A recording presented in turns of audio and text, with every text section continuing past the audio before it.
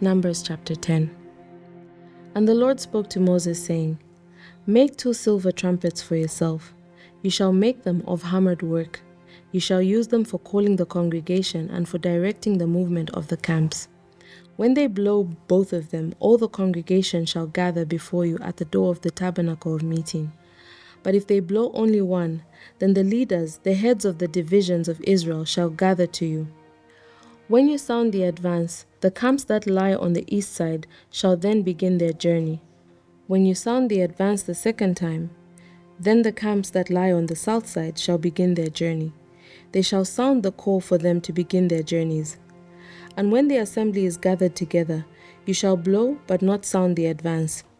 The sons of Aaron, the priests, shall blow the trumpets, and these shall be to you as an ordinance forever throughout your generations. When you go to war in your land against the enemy who oppresses you, then you shall sound an alarm with the trumpets, and you will be remembered before the Lord your God, and you will be saved from your enemies. Also in the day of your gladness, in your appointed feasts, and at the beginning of your months, you shall blow the trumpets over your burnt offerings, and over the sacrifices of your peace offerings, and they shall be a memorial for you before your God. I am the Lord your God. Now it came to pass on the 20th day of the 2nd month in the 2nd year that the cloud was taken up from above the tabernacle of the testimony. And the children of Israel set out from the wilderness of Sinai on their journeys. Then the cloud settled down in the wilderness of Paran. So they started out for the first time according to the command of the Lord by the hand of Moses. The standard of the camp of the children of Judah set out first according to their armies. Over their army was Nahshon, the son of Amminadab. Over the army of the tribe of the children of Issachar was Nethanel, the son of Zuar. And over the army of the tribe of the children of Zebulun was Eliab, the son of Helon. Then the tabernacle was taken down, and the sons of Gershon and the sons of Merari set out carrying the tabernacle. And the standard of the camp of Reuben set out according to their armies. Over their army was Eleazar, the son of Sheduah. Over the army of the tribe of the children of Simeon was Shelumiel, the son of Zurishaddai. And over the army of the tribe of the children of Gad was Eliasaph, the son of Deuel. Then the Kohathites set out carrying the holy things, the tabernacle who would be prepared for their arrival.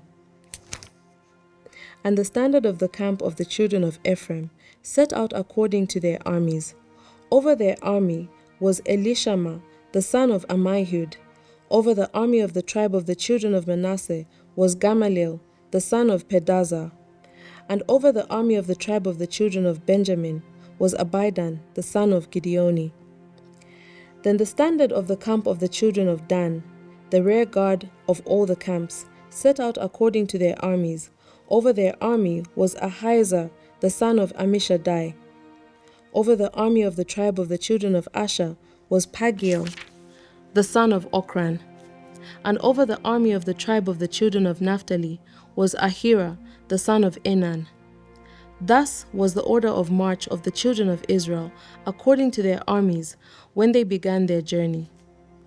Now Moses said to Hobab, the son of Reuel, the Midianite, Moses' father-in-law, We are setting out for the place of which the Lord said, I will give it to you. Come with us, and we will treat you well, for the Lord has promised good things to Israel. And he said to him, I will not go, but I will depart to my own land and to my relatives. So Moses said, Please do not leave, inasmuch as you know how we are to camp in the wilderness, and you can be our eyes.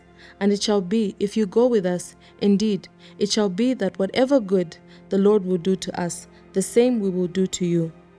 So they departed from the mountain of the Lord on a journey of 3 days, and the ark of the covenant of the Lord went before them for the 3 days' journey, to search out a resting place for them. And the cloud of the Lord was above them by day, and when they went out from the camp, so it was, whenever the ark set out, that Moses said, Rise up, O Lord, let your enemies be scattered, and let those who hate you flee before you. And when it rested, he said, Return, O Lord, to the many thousands of Israel. Chapter 11. Now when the people complained, it displeased the Lord, for the Lord heard it, and his anger was aroused. So the fire of the Lord burned among them and consumed some in the outskirts of the camp. Then the people cried out to Moses, and when Moses prayed to the Lord, the fire was quenched. So he called the name of the place Taberah, because the fire of the Lord had burned among them. Now the mixed multitude who were among them yielded its intense craving. So the children of Israel also wept again and said, "Who will give us meat to eat?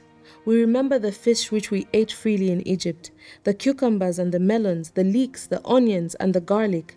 But now our whole being is dried up. There is nothing at all except this manna before our eyes." Now the manna was like coriander seed, and its color like the color of bdellium. The people went about and gathered it, ground it on millstones or beat it in the mortar, cooked it in pans and made cakes of it. And its taste was like the taste of pastry prepared with oil. And when the dew fell on the camp in the might, the manna fell on it. Then Moses heard the people weeping throughout their families, everyone at the door of his tent, and the anger of the Lord was greatly aroused. Moses also was displeased. So Moses said to the Lord, "Why have you afflicted your servant? And why have I not found favor in your sight, that you have laid the burden of all these people on me? Did I conceive all these people? Did I beget them? That you should say to me, 'Carry them in your bosom, as a guardian carries a nursing child, to the land which you swore to their fathers.'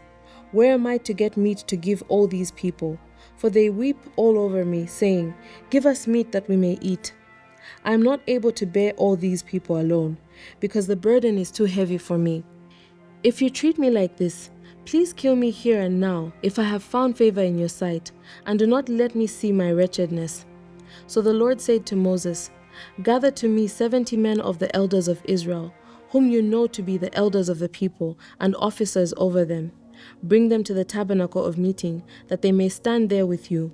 Then I will come down and talk with you there. I will take of the Spirit that is upon you, and I will put the same upon them. And they shall bear the burden of the people with you, that you may not bear it yourself alone. Then you shall say to the people, 'Consecrate yourselves for tomorrow, and you shall eat meat. For you have wept in the hearing of the Lord, saying, Who will give us meat to eat? For it was well with us in Egypt. Therefore the Lord will give you meat, and you shall eat. You shall eat not 1 day, nor 2 days, nor 5 days, nor 10 days, nor 20 days, but for a whole month, until it comes out of your nostrils and becomes loathsome to you. Because you have despised the Lord who is among you, and have wept before him, saying, Why did we ever come up out of Egypt?" And Moses said, "The people whom I am among are 600,000 men on foot. Yet you have said, I will give them meat, that they may eat for a whole month. Shall flocks and herds be slaughtered for them, to provide enough for them? Or shall all the fish of the sea be gathered together for them, to provide enough for them?" And the Lord said to Moses, "Has the Lord's arm been shortened? Now you shall see whether what I say will happen to you or not." So Moses went out and told the people the words of the Lord, and he gathered the 70 men of the elders of the people and placed them around the tabernacle. Then the Lord came down in the cloud and spoke to him, and took of the Spirit that was upon him, and placed the same upon the 70 elders. And it happened, when the Spirit rested upon them, that they prophesied, although they never did so again. But 2 men had remained in the camp. The name of one was Eldad, and the name of the other Medad. And the Spirit rested upon them. Now they were among those listed, but who had not gone out to the tabernacle. Yet they prophesied in the camp.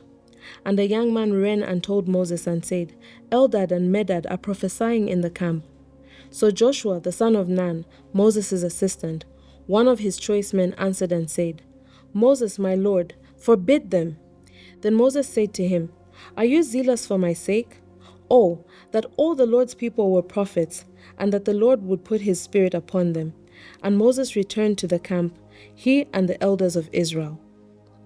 Now a wind went out from the Lord, and it brought quail from the sea and left them fluttering near the camp, about a day's journey on this side and about a day's journey on the other side, all around the camp, and about 2 cubits above the surface of the ground. And the people stayed up all that day, all night, and all the next day, and gathered the quail. He who gathered least gathered 10 omers. And they spread them out for themselves all around the camp. But while the meat was still between their teeth, before it was chewed, the wrath of the Lord was aroused against the people, and the Lord struck the people with a very great plague. So he called the name of that place Kibroth Hattaavah, because there they buried the people who had yielded to craving. From Kibroth Hattaavah, the people moved to Hazeroth and camped at Hazeroth. Chapter 12. Then Miriam and Aaron spoke against Moses because of the Ethiopian woman who he had married, for he had married an Ethiopian woman. So they said, "Has the Lord indeed spoken only through Moses? Has he not spoken through us also?" And the Lord heard it. Now the man Moses was very humble, more than all the men who were on the face of the earth. Suddenly the Lord said to Moses, Aaron, and Miriam, "Come out, you three, to the tabernacle of meeting." So the three came out. Then the Lord came down in the pillar of cloud and stood in the door of the tabernacle and called Aaron and Miriam, and they both went forward. Then he said, "Hear now my words. If there is a prophet among you, I, the Lord, make myself known to him in a vision. I speak to him in a dream. Not so with my servant Moses. He is faithful in all my house. I speak with him face to face, even plainly, and not in dark sayings. And he sees the form of the Lord. Why then were you not afraid to speak against my servant Moses?" So the anger of the Lord was aroused against them, and he departed. And when the cloud departed from above the tabernacle, suddenly Miriam became leprous, as white as snow. Then Aaron turned toward Miriam, and there she was, a leper. So Aaron said to Moses, "O my Lord, please do not lay this sin on us, in which we have done foolishly and in which we have sinned. Please do not let her be one as dead, whose flesh is half consumed when he comes out of his mother's womb." So Moses cried out to the Lord, saying, "Please heal her, O God, I pray."